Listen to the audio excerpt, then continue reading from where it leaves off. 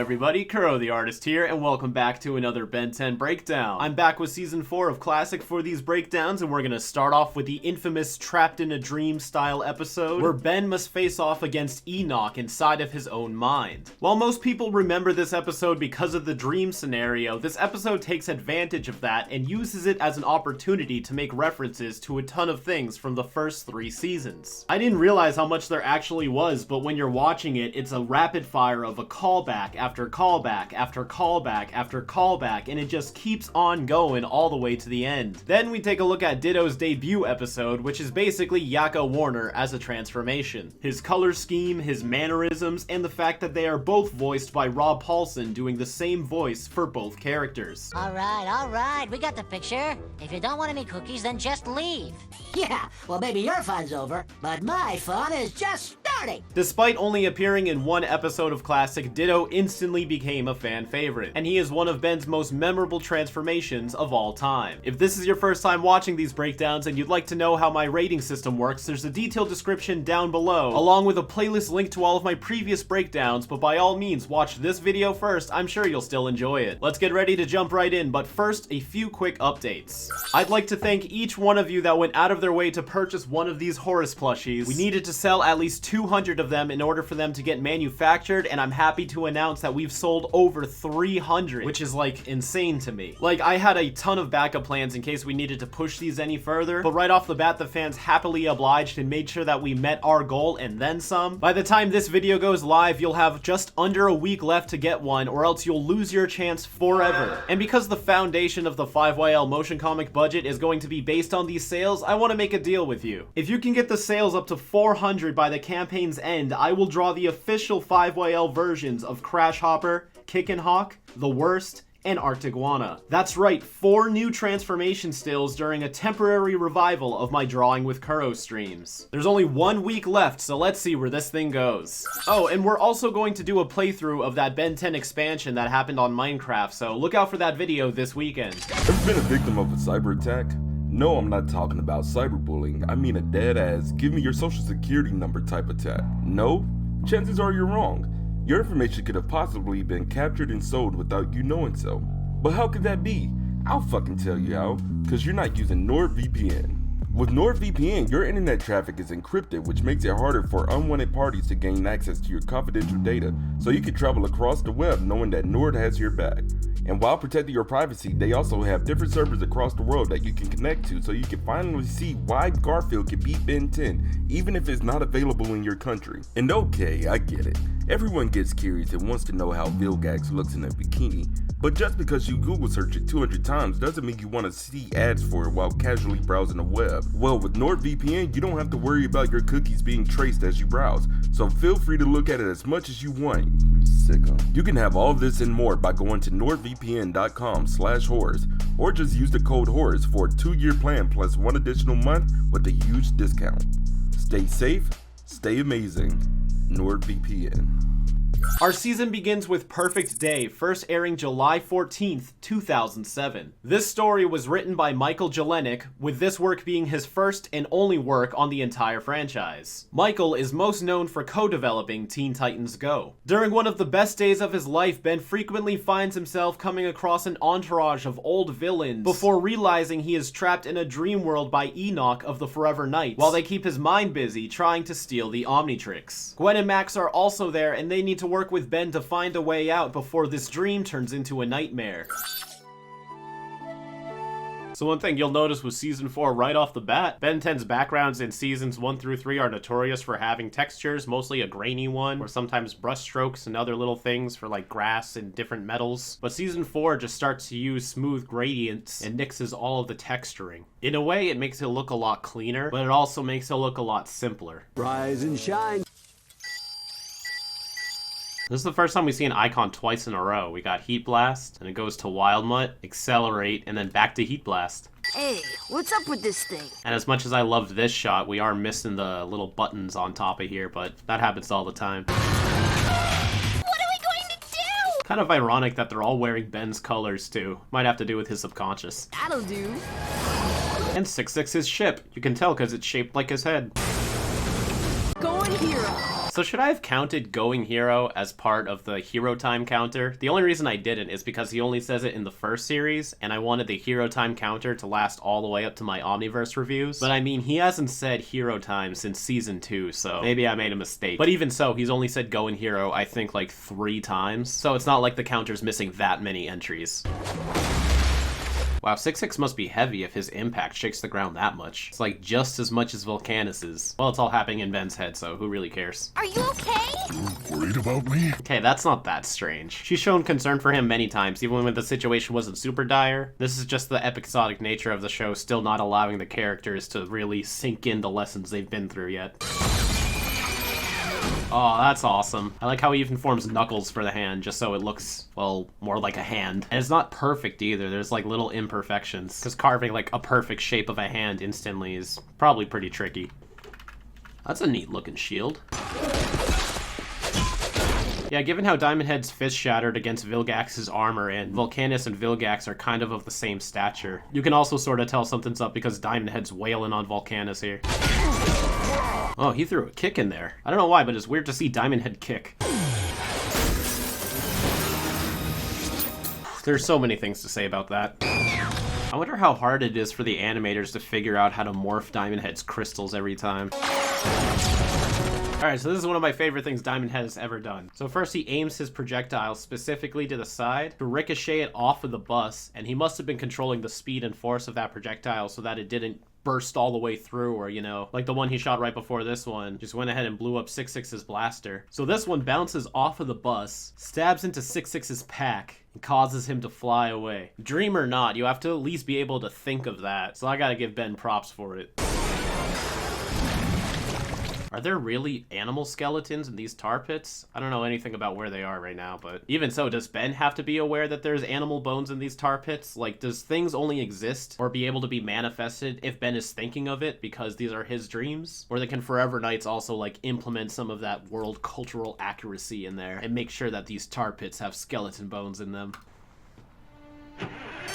So this was such a random thing to happen, but in a way it's kind of sweet. It shows that she's still on his mind. Didn't she break your heart after we beat that werewolf in the desert? I always wonder where lines like this come from too, since this episode is written by a guest writer. So did they think to add this in, or like was this required from the story and all the writer had to do was type the dialogue? 'Cause that's a pretty deep cut with the continuity for an episode written by someone who doesn't work on the show. Who's up for pizza and games at Pizza and Play? Oh, these kind of places. And of course the obligatory imagine if the gender roles were reversed comment for this scene here. The Omnitrix has been acting really weird. I'm sure it's nothing.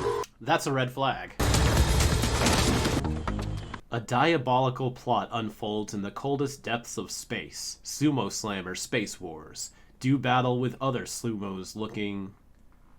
something. Probably something about space. Game isn't supposed to be out for like a year. I say play away. Yeah, they really have to write this every single time, don't they? So if this game doesn't come out for a year, who's manifesting whatever's happening in this game in the simulation? Is it Ben, or is it the Forever Knights? Because somebody has to make up whatever he's playing. Alright, whatever. I can't make this whole review about that because I'll drive myself crazy. It's just like the video game episode. Actually, it's exactly like the video game episode. There's Grandpa Max's character again, but now upgraded with some sumo cyber gear. Did they have to make a whole model sheet for this?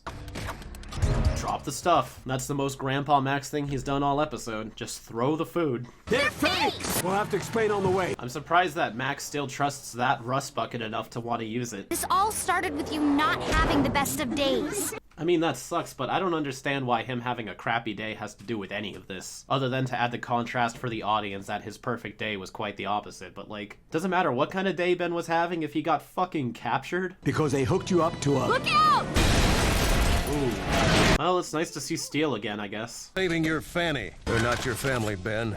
They're Limax. Wow, lots of deep cuts in this episode. Really surprised they gave this one to a guest writer. Like, no hate, but I'm just like, how did they get this information to be so accurate? You might as well have just given this to Marty Eisenberg or someone. He's lying, Ben. We're your real family. You may have stopped my minions. So Vilgax has an intercom? I know I give a lot of love to the smoke animation, but having it wrap around him as he pushes through and not just doing like a fade effect, that's pure dedication, and it looks great. So this is some good reaction time for Ben. They're both going in for a swing. But at the last second, Vilgax comes down and Ben switches to choose to block instead. If they both swung at each other, they probably would have bounced back, but here Ben has the advantage by submitting to Vilgax's strength. Boom, see? Now he has the upper hand because Vilgax already blew his shot. No void projector. Wow, everything's in this episode. You can see the null void briefly in the portal when it closes, even though you don't get a clear shot at it. Ben's too much of a lame puke-faced dim-witted doofus. He can't even figure out that Vilgax would get the Omnitrix before he tried to send him into the null void. Ben's like, shit, you're right. That Gwen is telling the truth. Enoch. Wow, he could switch skins mid-game. And did Grandpa sneak whatever this device is into the game? Or simulation? Or dream? Or whatever this is? And even so, how come they... Right, again, I gotta stop. It doesn't matter. Needed to keep your mind preoccupied while we remove the Omnitrix. Don't tell him that. Now you will live your worst nightmare. It's interesting how there's still shadows below them. This is the one time we're not animating the shadows. Probably would have been a better idea. Oh no, it's a Protector of Earth boss battle. It's school! They used an alien technology that would keep you happy in dreamland? I mean, here on Earth, you could just put someone in a drug-induced coma for a few days. This is a bit unnecessary. It's cool. Like, you know, you get a really nice episode out of it, but I mean, I think Enoch just wanted to try out his dream machine. Like, this is so unnecessary. Fortunately, Grandpa was able to tap into the frequency of their dream machine. Of course the Rust Bucket has this. Of course it does. Like, why not? All I need to do is wake up, right? And there's only one glitch we can exit through. There's a glitch in Ben's mind? Maybe it's the consistent personality node. Kevin! You know, this scene doesn't get enough love. This is awesome. This is probably my favorite Kevin transformation. If only he used that Ripjaw's mouth more. Even his wings are so strong, they're tearing through the ceiling. Stingfly's wings always do sound like shuddering blades when he's flying, so makes you wonder how tough they really are. Ah, he made an actual ball of fire. It's like a mini sun. See, here would have been perfect for Kevin to just use his Ghost Freak powers and phase through. Cash and JT, the school bullies. Oh no. Oh, I don't enjoy seeing that. Oh, why is Gwen so thick and sloppy? Oh, jeez, it's gonna make me friggin' gag. I hate seeing saliva. It's my world. I'm Ultra Ben. This is a nice little payoff to another episode, which began with him fantasizing about this. It's pretty neat. Awesome. His visor also sort of looks like the one that Ishiyama wore in the Sumo Slammers video games, so maybe that's where the inspiration for this came from. And of course, if you've read 5YL, you know that I give Ben this visor when he's in uniform mode, just because, why not? Ultra Grandpa. Yes! I like it. All right. Grandpa deserves this power. When in doubt, throw him into space. So if you die in the game, you wake up? Or mind thing, whatever. Can you really get kicked in the chest by a 10-year-old so hard you get sent flying across the room? That's a cool sword. It was a cool sword. Time to go nighty-night. Whoa, who is this guy? Is this the only time we see this design? Is it like an early Forever Ninja or something? Yeah, look, he's surrounded by these ones. I will personally deal with the Tennyson. And now suddenly the Forever Knights seem like serious business. For a season 4 opener, that really wasn't bad. Had a lot of great callbacks to episodes, a lot more than I really thought about. Like, I remembered all of them, but like, thinking about all of them together, like this episode references something from every season. For the plot, I'm going to give it a 4. Yeah, it had its cliches, but I think these were executed pretty well, and it was doing its best to set up the Forever Knights as something more important this season, while sort of being like a celebration of everything Ben 10 has done so far. Again, it's nothing super special, but I can't really find a fault with the plot other than just super nitpicky stuff. It's still not enough for a perfect 5 though, but hey, nice job on this one, Michael. The characterization again is gonna get a 4. It does keep a lot of consistency with what the Tennysons have been through the first 3 seasons, and at least for this episode, they're over whatever the hell they were trying to do with him during the last half of season 3. I really enjoyed the characters here. In Classic, the Forever Knights never really seem like characters though, which is why they kind of drag down the episode. We've had about 4 or 5 Forever Knights episodes right now, and I still just feel like I don't know anything about them. But visuals is gonna get a 5. The animation was pretty good, and seeing a lot of returning characters, even though they were just dream versions in Ben's head, it was nice to see. Got a nice little fight with Vilgax, a return of Kevin, which I think is his last appearance in the classic series. We got to see Ultra Ben in action, and more importantly, Ultra Grandpa. And yeah, I'm pretty satisfied with what I saw here. Importance, it's gonna get that famous 2 for a Forever Knights episode. As with all of them, there's never any episode you really need to see by them, just as long as you see 1 or 2 so you know who they are and what they're about, because the series finale has to deal with them. But other than that, it is pretty much as filler as an episode can get. And entertaining, I'll give it a 4. Even after you know all the twists, it's still nice to come back to, but there's nothing really here content-wise that really sticks out to you. It's just kind of a lot of callbacks, a lot of cool visuals, and a lot of neat things involving dreams and the Ultra Ben finale. But that leaves this episode off at a 19 out of 25. Let's go check out that next one.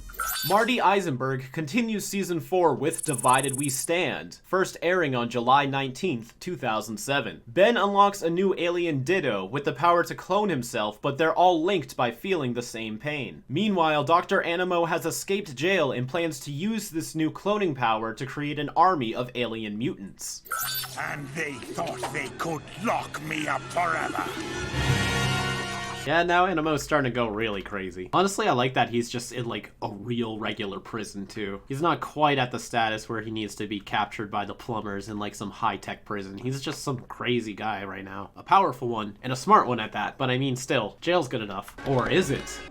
Bringing the components I need. You know, there's a lot of ways on how something like this probably wouldn't work as easy as you'd think, but I gotta give the writers props for even thinking of this in the first place. Like, it's not like Animo just has some new device that he could break out of jail with. He actually had to build it, and there was some struggle getting all the pieces. Put us down! Wow, there's focus effects on him. See how only his eyes are in focus and everything around him is starting to blur? You can also see his breath as he speaks. The animation budget's really good for this one. Yeah, even these characters too are out of focus. Not that making things out of focus suddenly makes it better, but like, they didn't do this in the past 3 seasons, so it's standing out to me that they are now. And Grandpa's just casually working on this in the middle of public. Where's Ben? Yes, the return. Hasn't been here for a whole season. And he's gone. Wow. Done fixing that thing, Grandpa? Wow. I was. Oh my god, Grandpa has patience. Oh man, just for a split second, you can see that she's still looking at the Transfera Identica spell. Every time you see this book open in Classic and in Omniverse, it's the Transfera Identica spell. It'd have to be someone who doesn't throw like a girl. Isn't a girl the one that taught you how to do forearms' most powerful move, Ben? I feel that. I stub my toe like every week. What do you guys think is worse, stubbing your big toe or your pinky toe? Leave a comment below on which toe is worse to stub. Even Ben's fucking with the pigeons. Does it explain how Animo knows where Ben is right now? Or is this one of those things where Ben's just coincidentally where Animo is? Either way. And this is such a direct way to introduce a new alien. No build up, no dramatic moment, no nothing. Just boom, here's Ditto. Another alien? So let's see what you can do. I love that little vocal effect he has. Sounds pretty rubbery. It's kind of similar to the vocal effects they use for blocks in Omniverse. I guess you're not strong. This is a really neat way to have him discover his power too, with the bird literally ripping out a clone from him and he just pops right out. Oh, now what's Ben up to? Oh man, is my grandson dying? That was good. Gwen's getting really good at her spells now. You're pinching my ankle! I felt that too! I love that weakness for Ditto. Makes him a lot more unique and interesting. You thinking what I'm thinking? This screenshot right here is probably the most famous picture of Ditto. Nobody messes with Ditto! It's such a good name too. I didn't really like Ditto growing up, but I really appreciate him now. But I guess it matters more for my younger self, because that's the one this show was made for. So does that really make him a good alien or not? Look at that, she creates a shield without an incantation. But she's also blocking with the books, so is this the book's self-defensive spell, maybe integrated by Charmcaster? Or is this Gwen's doing? And by that extension, is this the first time Gwen's done a spell without using an incantation? We won't bother Gwen anymore.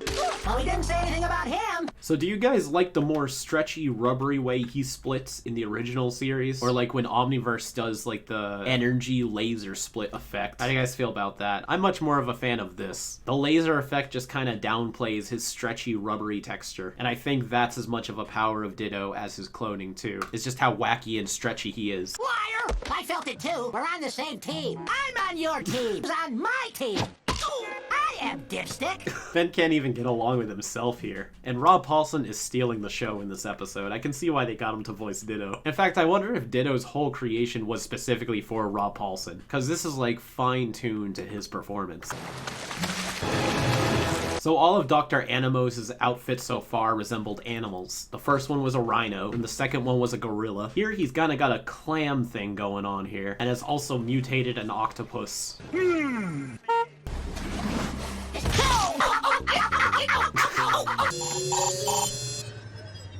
Ben could probably use this to his advantage. Like if he ever wanted to be Ditto for a very long time, just take one clone and have it go super far away. And then he has unlimited transformation time. We gotta get back the other me. See, now Animo's hiding out in a crashed ship and has moved on from that abandoned observatory. Always dig the practicality of classic Animo. But where'd he get all this? Maybe this is just all parts of the ship. Oh, this background is super detailed. The water reflective texture really helps the atmosphere.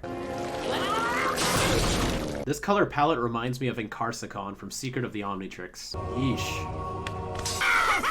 You just feel that, Zap? Can't you go any faster? With a single strand of your alien DNA, I can extrapolate the genetic code for your entire arsenal of alien creatures. Really? So he's saying that with one strand of Ditto's DNA, he now has access to all of Ben's transformations. I'm not saying that doesn't make sense. That just kind of makes you rethink about how the Omnitrix works. And also sort of supports Duncan Rouleau's theory about the aliens all sharing a fraction of Ben's DNA, unifying with them all. But I don't know, that's some sci-fi nonsense science going on here. Not even gonna begin to dive into that. Well, does that mean that Dr. Animo can access Alien X through Ditto's DNA? Amazing, limitless cloning capabilities. Limitless. So Ben could fill up this entire planet with Ditto clones. That's pretty cool. That's power. Ben can raise an army. Is this the jetpack from Back with a Vengeance? Yeah, it is. Maybe he's fixing it up because the Havoc Beasts were biting into it. You know, come to think of it, why doesn't this Ditto just clone himself enough to break out of the glass, fill the entire thing up, and then just take on Dr. Animo? Because they can all still independently clone. Big chicken. Nobody calls me chicken. Thanks, Bird Brain. Now this is interesting. How does he float around like this? Is that the Omnitrix or Ditto doing it? It also makes you think about how if the Omnitrix is able to hold off on transforming Ben if it's not safe, then the Omnitrix having a time limit is definitely more of a feature than a limit. Because even with Master Control, you could just turn it off, so I don't really believe the timing out is for any type of like safety procedure or whatever. I think it's like training wheels. Yes! Ultramax returns. I like that Gwen's using this spell a lot. I kind of hate when she just does one spell a single time and then never does it again. Man, Max, bet you wish you brought that pistol from the baseball game, huh? So Gwen's spell can do a sucking motion too, and pull the bird back. Yeah, every time she uses it, it's for a different reason. Now she's flying with it. So this is great. This one spell has so much versatility. This is the kind of magic I want to be seeing. In fact, if she kind of leaned into it later on in Alien Force and like wind became like her primary form of magic instead of just like pink Green Lantern abilities, not only would that have been more interesting, but it would have tied into the original series a lot more. Like, this could have gone somewhere. And Grandpa just headbutted that giant bird. He is not the only one That was so theatrical. Animo was waiting for that. Listen to him. When Ditto took a lot out of the watch. He is not the only one that took a... He's so proud of it. And of course, it's Stinkfly. Then let's make some more of us. It would have been nice to see a Ditto transformation sequence before this moment. But if he has infinite cloning abilities, he should make like hundreds of himself. Like, I mean, that would be nuts for the animators, obviously, but in the context of the Ben 10 universe, he should have like 400 Dittos piling on top of this army right now. So if we destroy just one... It'll be like destroying them all. You! I just want to say, Ben intentionally murdered that Lepidopteran. And look, see, this is proof. Ben's killing his enemies yet again. And he's jailed. Aw, yes. Now I wish Grandpa used the jetpack like every episode. He deserves it, right? Welcome to the Omnitrix family, Ditto. He's definitely a fun one. He's a lot more entertaining than he is useful, but you know, not every alien needs to be such a powerhouse mega buster. So the plot, I'm gonna give it a 3. Similar to the last episode, there was nothing really wrong with it, but it was still pretty basic. It had a little bit less of the Ben 10 flavor here, but again, I couldn't really think of anything wrong with this episode. It was just kinda another episode. It does the job. It's pretty fun. I liked seeing Dr. Animo always try to use some realistic aspects to his machinery and laboratory location, and both Gwen and Grandpa got a lot of action in this episode, and that like never happens. Seeing Gwen being so versatile with her spells and Max using his technology, it makes you think they're setting this up to be an even greater thing in season 4, and it kinda is, but not to the extent that this episode would make you believe, but it was nice to see. Characterization gets another 4. Animo is pretty well-rounded as a character with both his personality and motivations now, but he's still just the kooky doctor. But hey, we all love him. There's some takes on this episode where I can see the writers would have really played up the Ditto's annoying Gwen because, you know, when in doubt, make Gwen and Ben fight. And I'm so glad they didn't do that too much in this episode. They did it a little bit in the beginning, but then just said, all right, let's get back to the plot. Really appreciate that. And I think this is the first alien that when Ben transforms into it really amplifies his personality. Wrath is obviously the #1 alien everyone thinks of when it comes to transformations altering Ben's attitude and mannerisms. But Ditto sorta does it too. Visuals will get a 4. Everything with Ditto is pretty entertaining to see. And of course, like I said, seeing Gwen and Max do a lot more than just being the narrative and side comments to Ben really makes things interesting. This episode was just a little bit slower paced to bring itself to a full 5 of visuals. Importance, it's gonna get a 1, despite Ben getting a new episode in this alien. Wow. Despite Ben getting a new alien in this episode, Ditto isn't used all that much, and the way that he was unlocked was so out of nowhere that even if you saw Ben use him for the first time in a different episode, it would pretty much be the same thing as seeing his debut. Ben just uses him and is like, cool, a new alien. And you know what, by season 4, I feel like it's okay to do that. Not every time Ben gets a new alien needs to be such a huge deal, and this is definitely one of those times, but it does weigh down on this episode's importance. But entertaining, I feel like it absolutely deserves a 5. It's very fun to see such a different alien for Ben to become. He doesn't just get a new power, he gets a whole new persona as Ditto. And this is another fantastic episode for Dr. Animo. That leaves this episode off at a 17 out of 25. It's a pretty good score. Now that we've finished this breakdown, let's go take a look at that roadmap.